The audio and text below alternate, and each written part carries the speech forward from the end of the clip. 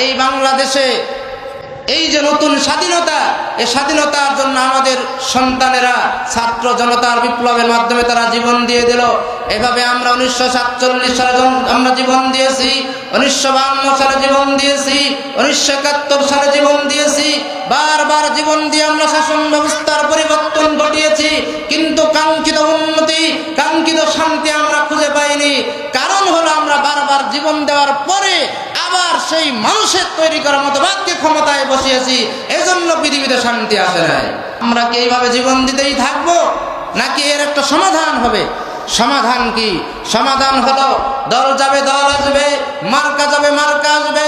যদি আমরা এভাবে জীবন দিতেই থাকি আর মানব রচিত মতবাদের পিছনে ছুটে শান্তি খুঁজতেই থাকি, জীবন দিতেই হবে, এইভাবে বারবার চলতেই থাকবে, কিন্তু শান্তি আসবে না। কথা বলেন ঠিক কিনা?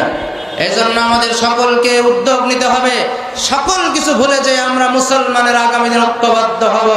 এই জমিনে, এই বাংলাদেশের শহীদ অধ্যুষিত জনগণ, শাহজালালের পুণ্যভূমি, শাহ মাকদুমের পুণ্যভূমিতে আমরা সকলে শপথ নিব, আগামী দিন হবে ইসলামের দিন, আগামীর দিন হবে কোরআন এবং সুন্নাহর দিন।